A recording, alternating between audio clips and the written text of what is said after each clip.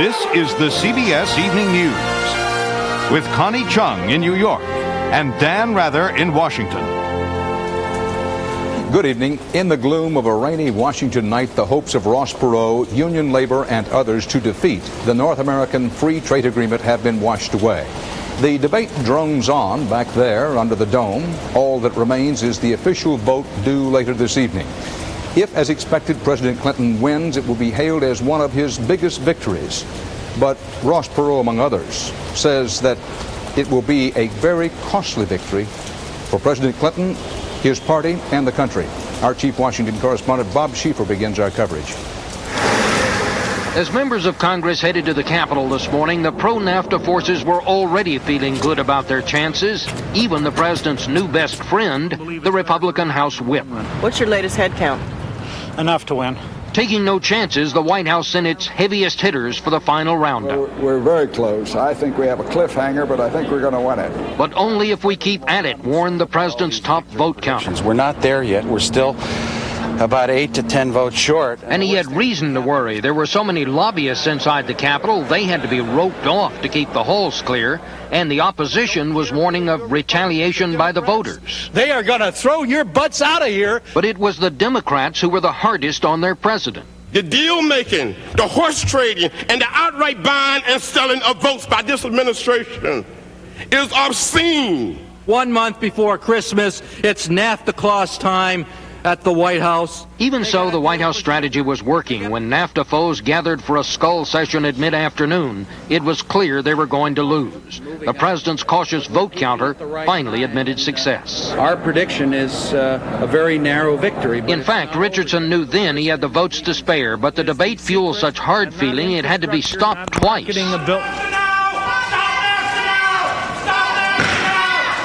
And the spectator gallery cleared to quiet demonstrators. Outside, Labor mounted one last rally. But by dark, it was all over but the shouting and the official vote. The president was going to win.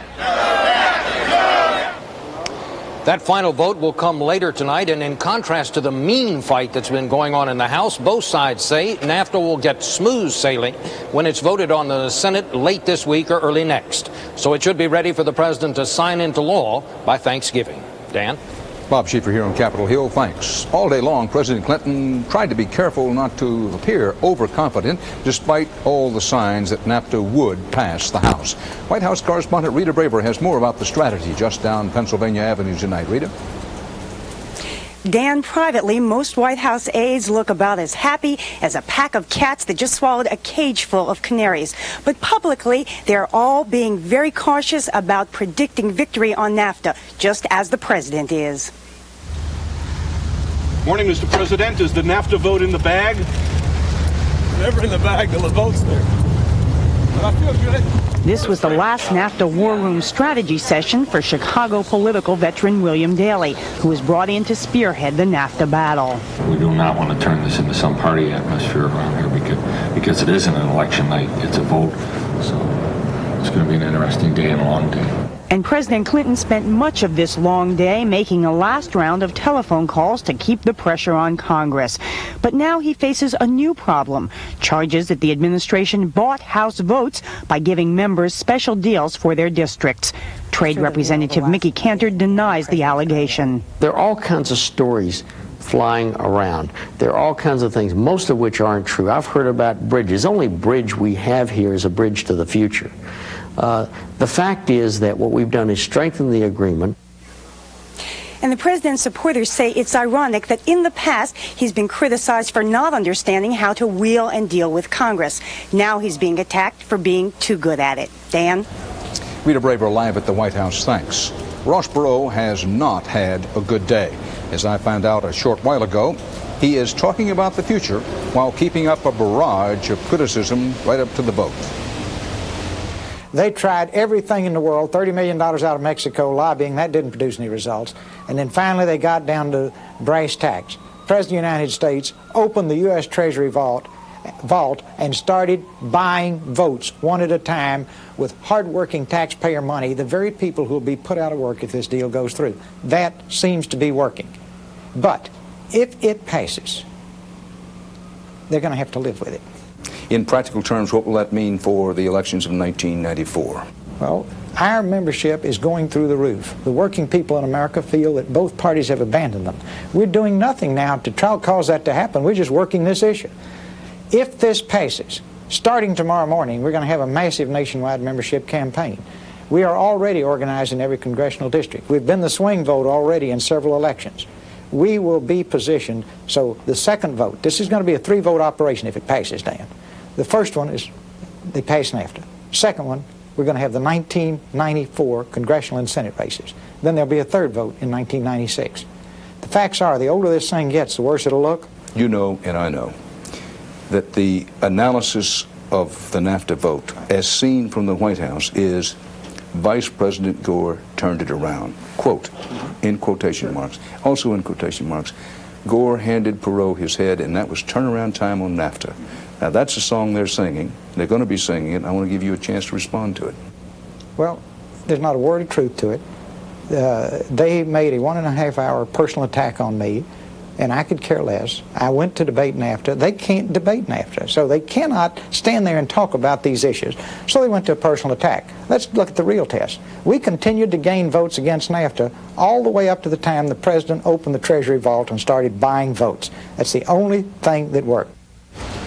Whether you believe the Perot camp or the Clinton camp, it is clear that the North American Free Trade Agreement will mean some change in the U.S. economy sooner or later, but it will mean much bigger change in the economy of Mexico. From Mexico City tonight, CBS News correspondent Bill Whitaker reports on the frenzy and the fear over NAFTA south of the border. Even without NAFTA, U.S. retailer Price Club in Mexico City can't keep American-made goods on the racks. Do you buy American-made goods? Yes, many things. The U.S. supplies 73% of all Mexico's imports, from computer chips to chicken chains. Price Club managers predict NAFTA's lower tariffs will make made in the U.S. an even better buy. Your business would improve? Would increase, I think, tremendously. The mantra here, NAFTA is good. This auto parts plant is low-tech with high hopes. We can compete with anyone because of our low salaries. President Salinas has made NAFTA the centerpiece of his modernization drive. It's an article of faith that North American trade will trickle down and lift up the 40% of Mexicans still living in poverty. But behind the pro-NAFTA facade, many Mexicans harbor the same fears as many of their North American neighbors. These workers making electrical transformers could drown in a flood of higher quality U.S. goods. We want to be optimistic, but we are afraid we will lose our jobs. It's not U.S. jobs that are going to go to Mexico. Academic Jorge Castañeda, an outspoken NAFTA critic, says Mexican workers will be the big losers. It's U.S. goods and services that are going to be shipped to Mexico. That's great for the United States, maybe, but it's not good for Mexico. Yet most Mexicans seem to believe that NAFTA is the key to prosperity.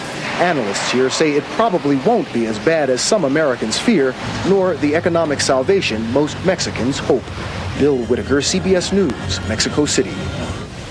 Live from Washington, D.C. and New York, straight ahead on tonight's CBS Evening News, a U.S. court victory for the Ohio man once condemned to die for his alleged role in a Nazi death camp. And Eye on America investigates dangerous poultry. Tonight, advice to help you from making a dangerous mistake this Thanksgiving.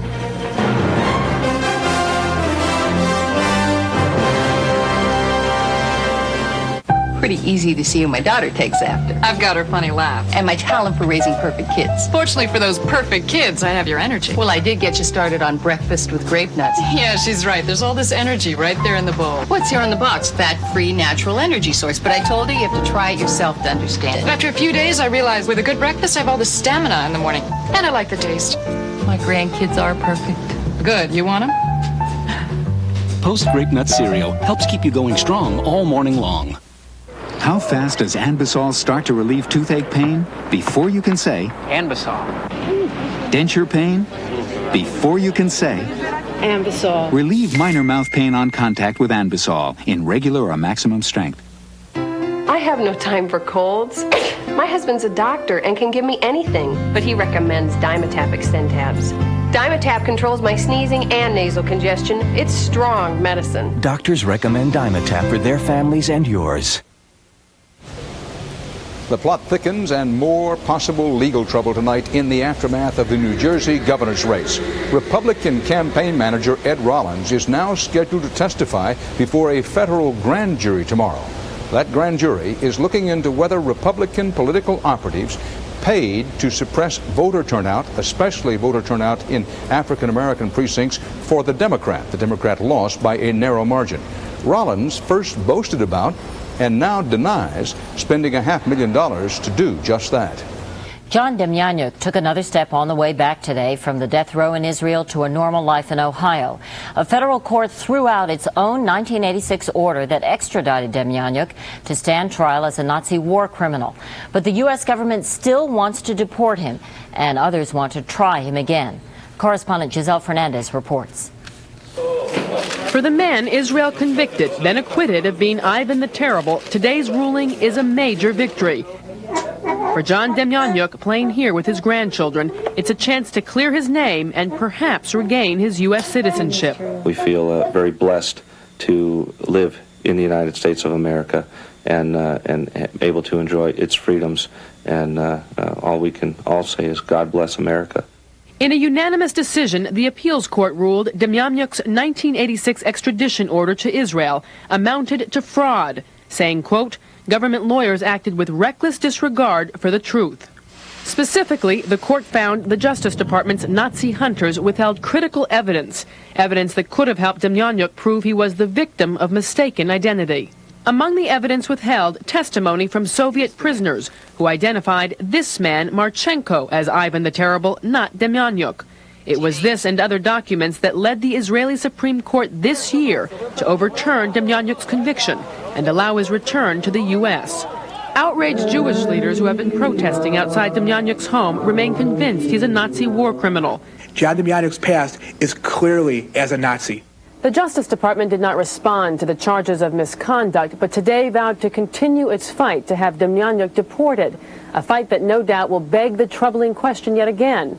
Has the Cleveland auto worker escaped justice, or has he been denied it? Giselle Fernandez, CBS News, New York. Stay with us for much more CBS Evening News, including tough talk about crime as the Senate takes aim at assault weapons.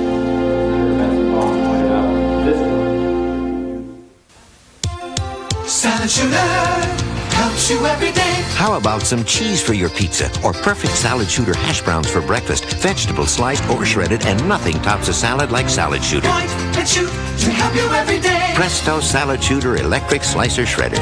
So you can fill an omelet, slice a beet, make a soup, top a treat. Clean up easy, dishwasher safe, stores anywhere. Salad Shooter helps you every day. Original and professional Salad Shooter.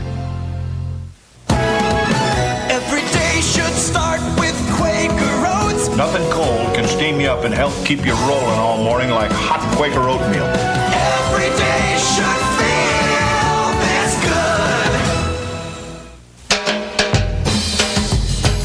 good. You've heard of store cards, gas cards, even car cards. Well, now hear this. Introducing the new Shell MasterCard from Chemical Bank. Use it to make purchases, and those purchases earn free Shell gasoline. Average drivers could save 10% of their yearly gasoline cost, and there's no annual fee. The Shell MasterCard from Chemical Bank. Call 1-800-FREE-GAS. I shampoo for dandruff, but my scalp still itches. Now there's Scalpicin for deep scalp itch, not ordinary dandruff. It's clear liquid, not shampoo. With itch medicine, dermatologists chose over these dandruff shampoo formulas. The itch is gone. Scalpicin. You won't believe who's selling information about you. Plus, a look back at the Dick Van Dyke Show. Tomorrow on CBS This Morning, breakfast for your head.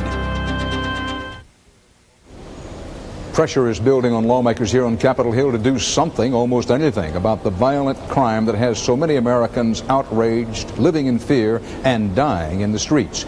Today, the United States Senate took aim at some of the weapons responsible for the daily slaughter. Correspondent Linda Douglas has the story. This would not have happened. Defying the political power of the gun lobby, the Senate today voted to ban 19 kinds of semi-automatic assault weapons. Enough is enough. We want these weapons of war off our streets.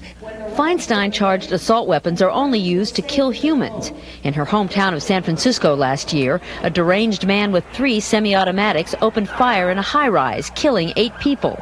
In Stockton, California, a drifter sprayed a playground with bullets, killing 5 children.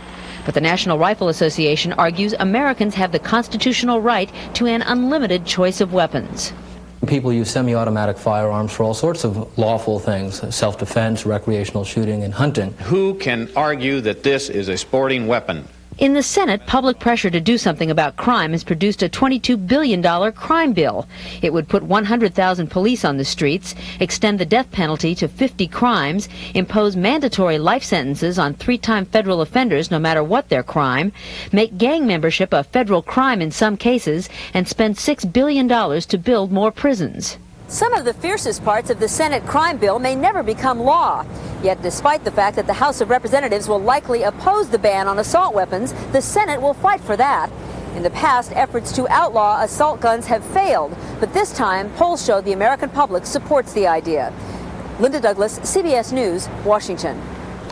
No matter what the final version of the big crime bill looks like, some big city leaders are doubting whether it will have much real impact on America's crime problem. The way they see it, laws aimed at outlaws just don't get where the work is. They don't get down at the underlying causes of crime. 37,000 Americans were murdered by gun last year. 37,000. Black, white, Hispanic, Asian, and others. 200 million guns are on the streets today, making them ever more dangerous. Americans are more afraid of violent crime than ever before, and they are fed up. Congress has gotten that message. The crime bill is its answer. But will a new federal law actually help stop the escalation of violence and fear in America? Los Angeles District Attorney Gil Garcetti believes some of the bill's provisions may help. More money for police, for instance. There is such a level of fear throughout our country, not just in Los Angeles, but throughout the country right now, that criminals are in control. And maybe with a few more police, people will be relaxed a little more, saying, okay, maybe now we're beginning to fight back and to take control again. But he is suspicious of Congress's motives. Members of Congress and members of the Senate have seen how voters are reacting to this incredible fear of crime, of everyday street crime. I smile because I know that many of the bills that will be passed are meaningless. Here in Washington, D.C., the Reverend Beecher Hicks sees the devastation caused by violence. The whole nation is at war with itself.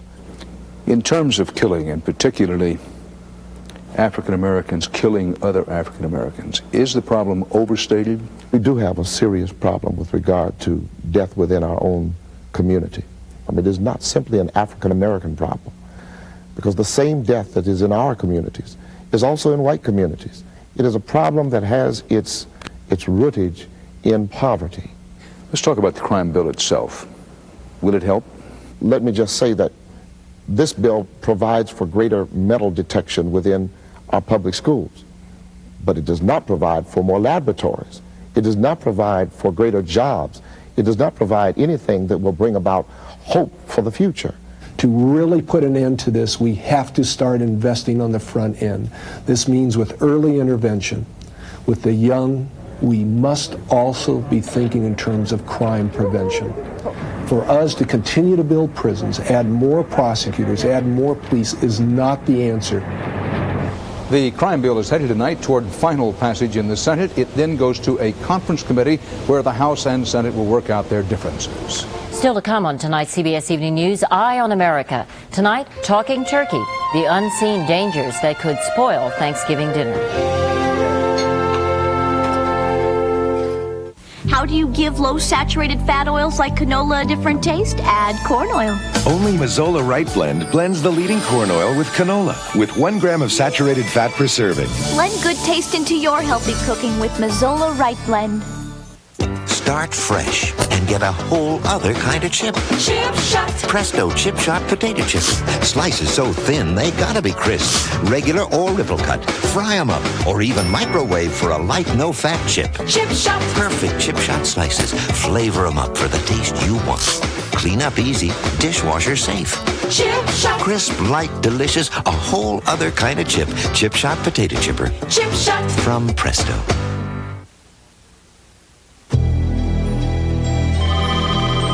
Hello. So, what'd you think of that Bonneville? Did you drive it? Oh, that SSCI is terrific. Yeah. Supercharged, traction control, ABS, dual airbags, leather. What a car. I told you. And you were right. It's thousands less than the BMW or the Lexus. Well? I'm picking it up tomorrow. I owe you one, pal. Okay. I'll take a white one. Attention heartburn sufferers. If antacids work, why do I keep getting heartburn? You know, frequent heartburn may be a sign of a more serious medical problem. Your doctor has treatment plans that can help. Frequent heartburn. Isn't it time you talk to your doctor? Tonight, through insiders and never-before-seen home movies, come closer to the man and closer to the truth than ever before. An intimate portrait of Jack Kennedy. All this week, Eye on America has been investigating unsafe poultry. And with Thanksgiving only a week away, our report would be incomplete without a look at turkey. Here's a word of warning for the cook. The experts say you have to assume that the turkey you buy is tainted with bacteria. But you can make the bird safe to eat, as correspondent Frank Courier shows you in tonight's Eye on America. Good afternoon, Butterball Hotline. Hello, Butterball Turkey Hotline. Can I help you? You want to know how much turkey We pie? recommend that you refrigerate When in leftover doubt, turkey. then you may need to throw it out. Out of 2,000 calls daily to the Butterball Company's toll-free talk line, 1 of every 3 consumers wants facts on how to prevent food poisoning. It's as safe when you take it out of the freezer. It's going to be dangerous if you leave it out. And you don't want to get those raw juices to get It into really keeps the turkey in the danger zone. As Americans sit down to more than 45 million turkeys this Thanksgiving, there's as much tradition It's the only time of the year I ever have it. We like turkey. Everybody likes it. as there is trepidation about bacteria. The incidence of foodborne illnesses has gone up dramatically over the past few years. One study reports 94% of turkeys, before they ever leave the farm and go to market, are contaminated with pathogens that poison 1 million people every year who mishandle or undercook poultry. If we want to eliminate the Salmonella and Campylobacter in our turkeys, we must control what goes on on the farm. Not only on the farm, experts say, but in slaughtering plants, where just like these chickens, there's cross-contamination with turkeys, speeding by so fast, critics say, that often inspectors are left in a trance. You do like this. You're looking at the mirror, you're looking down. Looking at the mirror, looking down. Looking at the mirror, looking down. Looking at that's what they do all day. You would be hypnotized. It's what they miss or can't see that's most dangerous, experts say, and that's why Thanksgiving cooks should assume every raw bird is tainted and take safe handling precautions. A frozen bird should not be thawed out in a sink in water or should be left out on the countertop, because that's where your bacteria sets in. We have jars with oil and brushes. Home economists at Butterball's Test Kitchen say turkeys should be thawed in the refrigerator 1 day for every 5 pounds and never be allowed to drip on other food. There's usually bacteria in everything, and that means wash the surfaces well with hot soapy water and keep the foods hot and keep them cold. Since the bird's body cavity can help breed bacteria, cooks should wait to stuff the turkey till just before it goes in the oven and insert a meat thermometer here on the inside muscle of the thigh. That thermometer should read 180 to 185 when the turkey's done. Some Thanksgiving turkeys come equipped with pop-up timers, little plastic spring-loaded temperature sensors that tell you when the bird is done. But consumers who put too much faith in these, researchers say, also run the higher risk of food poisoning. They might assume that the turkey is indeed done when it indeed is not. There may be viable salmonella that are in the turkey. With temperature the critical weapon in controlling bacteria, many food safety experts say careless consumer handling of turkey is as much to blame for illness as the bird itself. I don't want to be, to mix metaphors, a Scrooge at Thanksgiving. A turkey is not a toxic substance, but since it has given people food poisoning, which can lead to serious injury or worse, you can't be too careful. For as long as the USDA allows salmonella in raw poultry as an acceptable risk, it is up to consumers to turn what's potentially a tainted product into a safe and wholesome holiday meal. In Chicago, Frank Courier for Eye on America. And that's our news. Coming up tonight on CBS, a very special profile of John F. Kennedy, including fascinating photographs and personal interviews never seen before on television. The special is called Jack, and you can see it here tonight at 9, 8 Central Time here on CBS. Friday night at 9, CBS Reports will investigate the Kennedy assassination. Who killed JFK? That'll be Friday night at 9. Connie and I will see you again tomorrow here on the CBS Evening News. Thanks for being with us. Good night, everyone. Good night, Dan. Good night.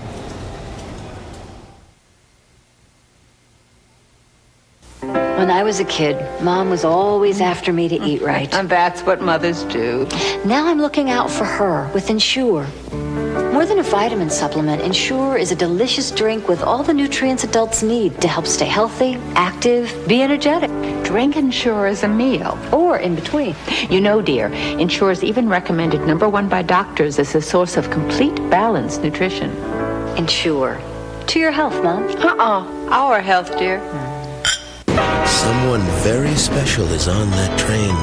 That's why you're driving a Buick LeSabre. You love its powerful V6 engine, anti-lock brakes, and steel safety cage body unit. But you bought LeSabre for the dual airbags. One for you and one for that very special person who sits next to you. LeSabre from Buick, the new symbol for quality in America. You can't breathe. You're sneezing. Your sinuses and nasal passages are blocked. Where do you go for help? Last time you went to your doctor for a prescription. This time he told you to get the same prescription-strength medicine without a prescription. Tavis D, the antihistamine decongestant that was once the most prescribed by doctors, is now the most recommended by doctors for 12 hours of relief. Good morning. Tavis D, 1 tablet, 12 hours, no prescription. It's not indigestion. It's gas. It's not heartburn. It's the painful bloating and pressure of gas. From Mylanta comes relief specially formulated for gas alone. Mylanta Gas, special relief for gas alone. Give me one good reason to try new Serenity bladder control guards. This new blue layer, only Serenity has it. Pulls the wetness in quicker. Odor protection. Drier, fresher? That just feels cleaner. New Dry Layer Plus from Serenity.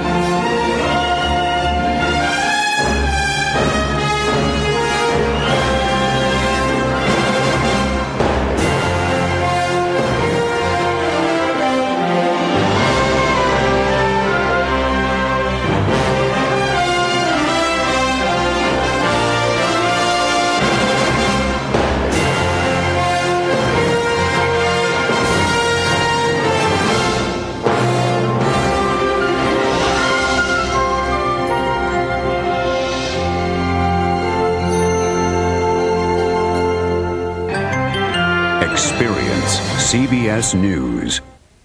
This healthcare system of ours, Rather, Chung. is badly broken. What does this all mean to you? What's covered? Has a heart rate. How does it work? We'll offer this package of benefits. How much will it really cost? Dan Rather, Connie Chung, the CBS Evening News, team to cover your world. This is CBS.